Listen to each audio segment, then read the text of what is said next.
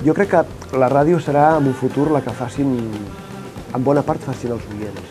La ràdio s'encamina més aviat que cap a aquesta interactivitat general, tots tenien com a referent ICAT. Quan et preguntin què escoltes... Digues ICAT FM.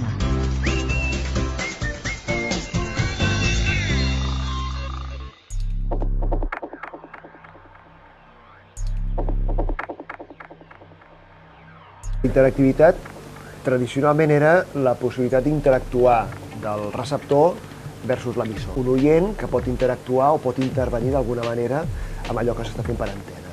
Fins ara la freqüència modulada, doncs, les emissores convencionals que emeten a freqüència modulada només i tenen una limitació a la web, podien enviar un correu, trucar per telèfon, actualment enviar un SMS i poca cosa més. Quan tu obres el panorama d'interactivitat, de relació amb l'oient a través d'internet, et trobes que pots, a través de Facebook, per exemple, que els oients es comuniquen des de qualsevol racó del món i creen comunitat. Això l'he obert ja fa uns dies a través del programa de l'ICAT-SN de l'Albert Puig. I en pocs dies ja tenim més de 400 associats, actius a més, que ens demanen moltes coses. A través de la xarxa hem obert un espai que es diu Microobert.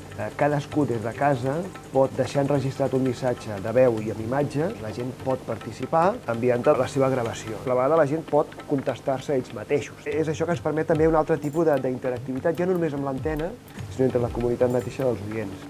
És el que passa, per exemple, amb els fòrums. Cada cop hi ha més possibilitat i diversitat d'intervenir. Pots fer xats amb els oients, que n'hem fet alguna vegada també. És a dir, hi ha una possibilitat en paral·lel de comunicar amb els oients molt més gran que no pas tenim fins ara. I és un element que no només existeix ara i que l'estem potenciant, sinó que serà una de les eines de futur immediat més potents també. Estarem fent l'emissora de ràdio multidireccional, de forma que el propi oient pugui crear el seu propi circuit musical a partir del nostre fons que tenim a l'emissora.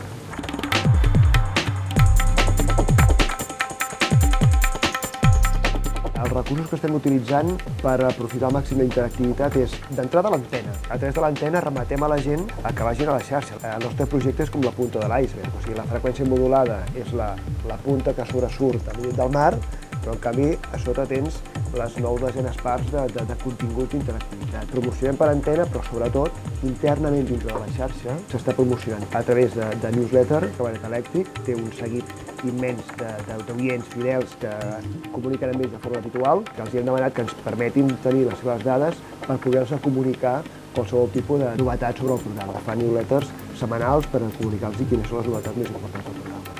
A través mateix de la xarxa, comunicar per internet que hem penjat un vídeo al YouTube, que aquesta nit hi ha una entrevista molt interessant, que tenim entrades per no sé quin concert. El que volem nosaltres, més que tenir oients, és tenir comunitat d'oients. Jo sóc el que sé i tu ets el que no saps res, tot això es trenca. Hi ha molta gent que pot tenir a casa seva més música emmagatzemada que no pas la que podem tenir aquí a les emissores de Catalunya Ràdio. Milions de cançons. Si a més tu comparteixes aquest suport o aquestes músiques amb altres amics teus a través de la xarxa, clar, aquesta capacitat musical o aquesta potència musical se multiplica per molt, no? Per tant, no és tu el que en saps el que té un disc que l'altre no té, sinó que tothom pot tenir aquell disc que potser l'altre no té. Per tant, es tracta de compartir. ICAT FM. Per ràdio i per internet.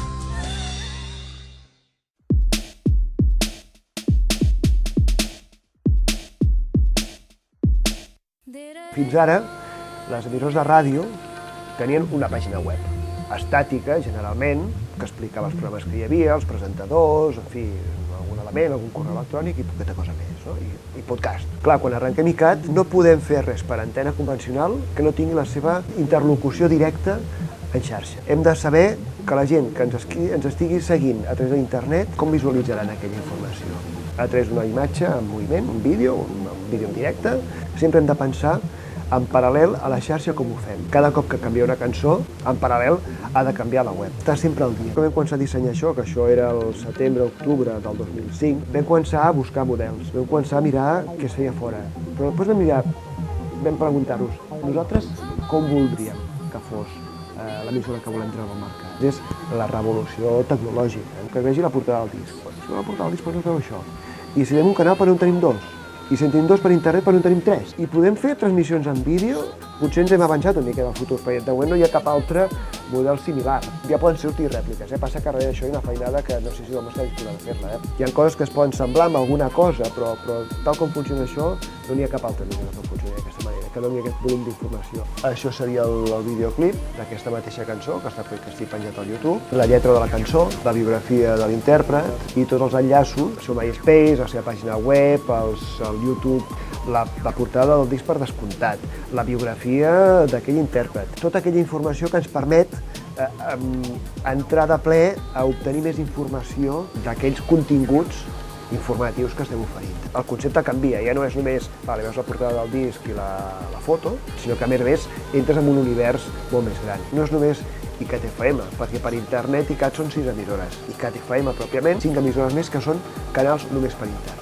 ICAT Jazz, un canal específic de jazz, dels més escoltats a la xarxa, els nostres 6 canals, fora d'ICAT, un canal que és el TopCat, que és un canal de música en català, vull dir, no podem ser una emissora pública catalana que no tingui una especial dedicació a la música en català, la música la més actual i la música d'intèrprets ja consagrats. Un altre canal que és de músiques del món, la World Music, és un dels temes que estan més creixents, a través de la interactuació de la gent de diferents països que es van i venen. La nostra societat és una mena d'amalgama de gent vinguda d'arreu del món. Un altre que és de música mediterrània. I després un altre canal diferent, Xerezat, que vam inaugurar el mes de juliol, dedicat a les intèrprets femenines. Volíem recuperar la curiositat o la grandesa d'escoltar veus només femenines de tots els temps, de tots els estils, de tots els gèneres i de tots els països. Reivindicar les grans veus femenines musicals que hi ha hagut sempre. Veus fantàstiques, algunes que són de primera fila, evidentment, i altres potser que han anat quedant menys a la primera fila de l'aparador, no? Recuperar la sonoritat, l'estil de fer música femení, era un projecte que ens atreia molt. No hi ha cap altre referent internacional, no? Pots tenir des de la Celia Cruz a la Maria Mar Bonet, passant per qui vulguis, per Billie Holiday, per qui vulguis, és igual. I són gent d'ara, d'abans, de tots els temps, i que això ens permet també arribar a un públic molt ample, molt ampli.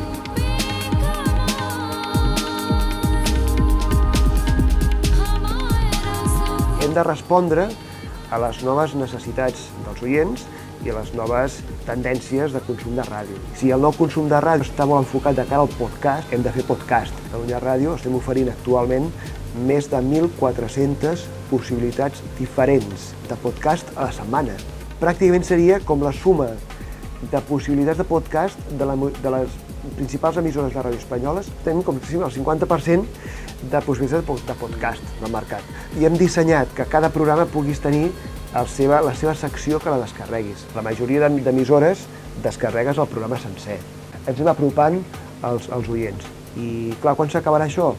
Anem seguint la corrent dels oients, cap on vagin ells, cap allà anem nosaltres. El nostre objectiu s'acabarà a l'infinit.